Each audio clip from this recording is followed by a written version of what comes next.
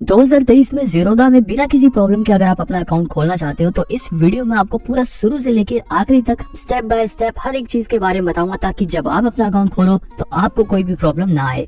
देखो, demat account चाहे कहीं पे भी आपको खुलवाना हो, 3 सबसे जरूरी चीजें आपको चाहिए होंगी। एक चाहिए आपको पैन कार्ड, दूसरा बैंक अकाउंट और तीसरा आधार कार्ड। लेकिन देखो, यहाँ पे इन 3 चीजों के अलावा इसमें कुछ कंडीशंस हैं, जैसे कि आपका जो आधार कार्ड है वो आपके मोबाइल नंबर से लिंक होना चाहिए, क्योंकि जब आपकी केवाईसी होगी तो आपके आधार कार्ड के जरिए ही होगी। आपका आधार कार्ड आपके फोन नंबर से लिंक होना चाहिए। इसी तरह आपका जो पैन कार्ड है वो आपके आधार कार्ड से लिंक होना चाहिए। अब आपको ये कैसे पता चलेगा कि आपका आधार कार्ड पैन कार्ड से लिंक है या नहीं? तो देखो, ये पता लगाने के लिए बड़ा ही सिंपल स्टेप है। आप सीधे income tax e filing portal पे जाओगे, यहाँ पे आप लिंक आधार स्टेटस पे क्लिक करोगे और सबसे ऊपर पैन कार्ड का नंबर डाल के नीचे अपना आधार नंबर डालो और चेक करने के लिए यहाँ पर क्लिक कर दो।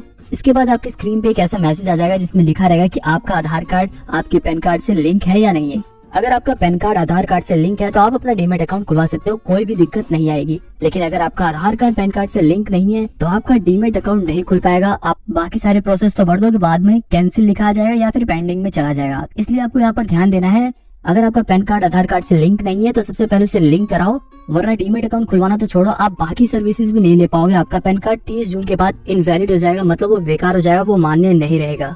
यहाँ पर मैं आपको एक और बात बता दूं कि अगर आपने अभी जल्दी अपना पैन कार्ड बनवाया है तो आपका पैन कार्ड आधार कार्ड से ऑलरेडी लिंक हुआ होगा।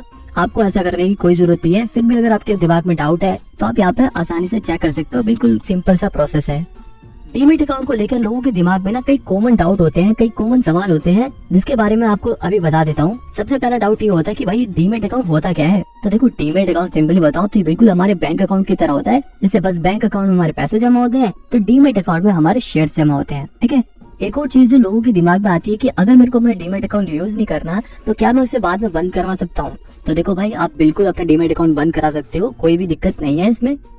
दूसरा सवाल होता है कि क्या डीमैट अकाउंट खुलवाना सेफ है? तो दोस्तों, डीमैट अकाउंट खुलवाना बिल्कुल सेफ है। डीमैट अकाउंट खुलवाने में कोई भी प्रॉब्लम नहीं होती, ये बिल्कुल लीगल चीज है। आपके डॉक्यूमेंट्स और आपकी इन्फॉर्मेशन बिल्कुल सेफ होती है आपके ब्रोकर के पास, तो घबराने वाली कोई भी बात नहीं है। तीसरा सवाल होता है कि क्या डीमैट अकाउंट खुलवाने के कुछ चार्जेस भी लगते हैं? तो देखो हर ब्रोकर का अलग अलग हिसाब किताब होता है। कुछ ब्रोकर के पास आप फ्री में अपना डीमैट अकाउंट खुलवा सकते हो, तो कुछ ब्रोकर के पास आपको अपना डीमैट अकाउंट खुलवाने के चार्जेस होते हैं। हालांकि सबके अलग अलग फायदे नुकसान होते हैं। अगर आपको ये जानना है कि आपके लिए डीमैट अकाउंट खुलवाना कहाँ पर सही रहेगा तो आप मेरी ये वाली वीडियो देख सकते हो। एक और बड़ा ही कॉमन सवाल है जो मेरे से कई लोगों ने पूछा कि अगर हमने अपना डीमैट अकाउंट खुलवाया और वो ब्रोकर भाग गया तो हमारे पैसे कहाँ जाएंगे? क्या हमारे पैसे डूब जाएंगे? तो देखो, यहाँ पर मैं आपको बिल्कुल क्लियर कर देता हूँ कि जब आप शेयर खरीदते हो ना तो वो शेयर्स आपके डीमैट अकाउंट में आते हैं। यहाँ पे जो ब्रोकर होता है उसका काम होता है आपकी बिहाफ पर शेयर्स को खरीदना और बेचना। मतलब अगर आपने उनके ऐप में कहा कि मेरे को एक शेयर ये वाला खरीदना है तो वो आपकी रिक्वेस्ट को प्रोसेस कर देंगे और आपके लिए उस शेयर को खरीद लेंगे और आपके डीमैट अकाउंट में वो शेयर 1-2 दिन बाद आ जाएगा। ऐसे ही जब आप उसे बेच दोगे तो वो आपके बिहाफ पर उसे बेच देंगे। तो समझने वाली बात यही है कि ब्रोकर्स के भाग जाने के चांसेस बहुत कम है, ऐसा हो ही नहीं सकता। लेकिन अगर बाई चांस हो भी जाता है तब भी आपको बता दूं कि आपके शेयर्स आपके डीमैट अकाउंट में होते हैं, ना कि आपके ब्रोकर के पास होते हैं।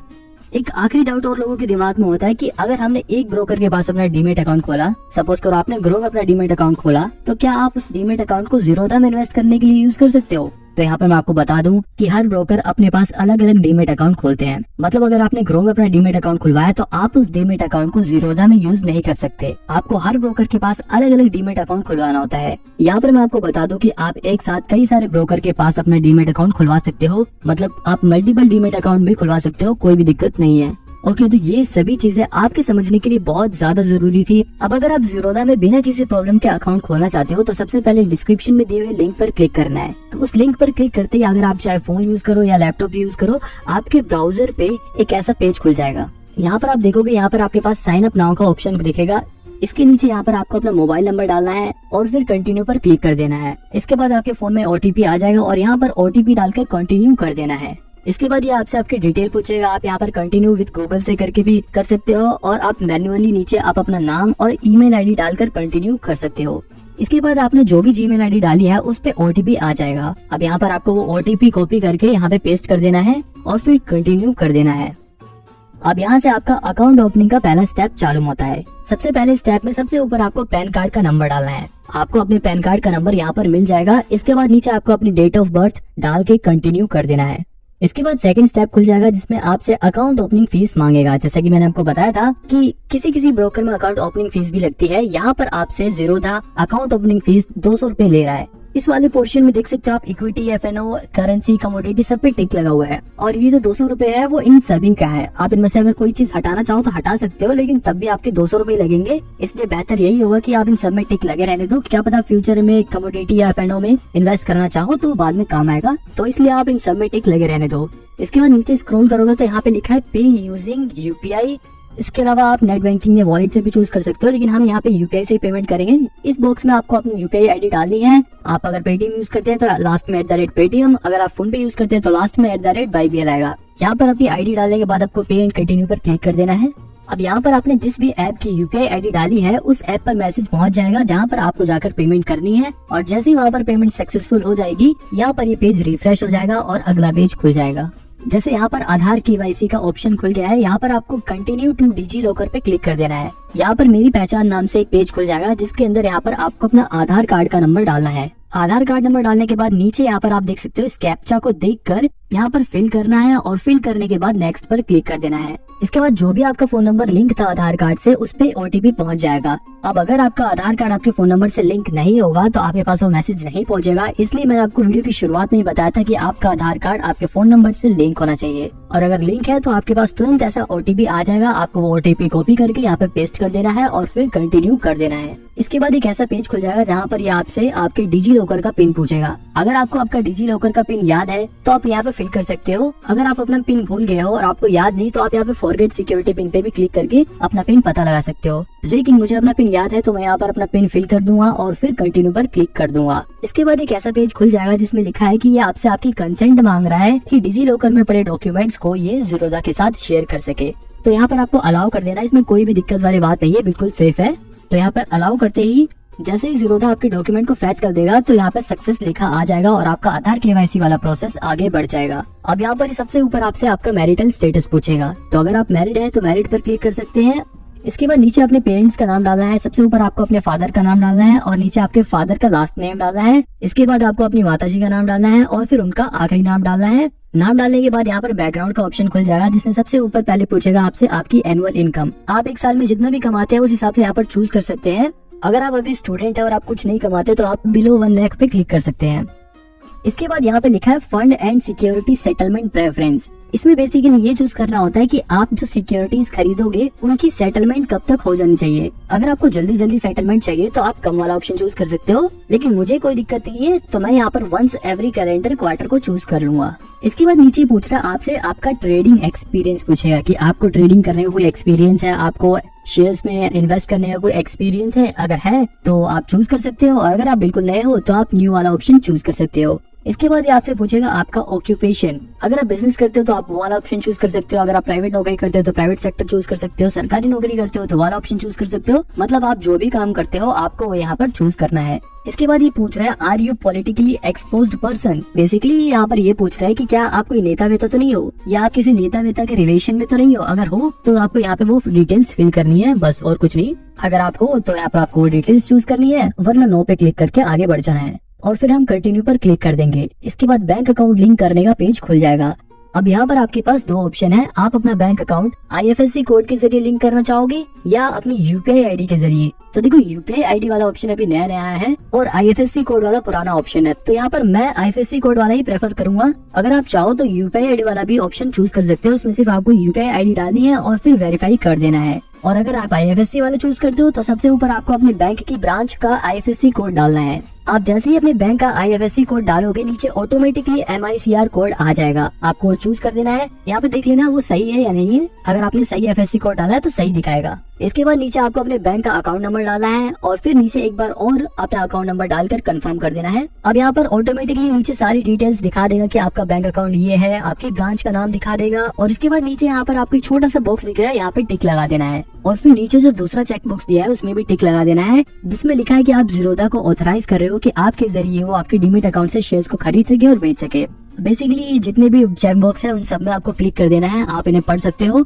और फिर आपको नीचे कंटिन्यू पर क्लिक कर देना है। इसके बाद वेबकैम वेरिफिकेशन का ऑप्शन खुल जाएगा। यहाँ पर लिखा है write the below code on a piece of paper and hold it in front of camera, यानी कि जो भी यहाँ पर कोड दिखा रहा है उसे एक पेपर पर लिख कर अपने कैमरे के सामने उस पेपर को दिखाते हुए अपनी फोटो खींचनी है आपको। यहाँ पर आपको ये ध्यान देना है कि आपका कोड और आपका चेहरा दोनों साफ साफ आपको फोटो में दिखाई दे रहा हो। एक सैंपल पोज यहाँ पर दिखा रखी है, बिल्कुल ऐसे ही आपको अपनी फोटो खींचनी है।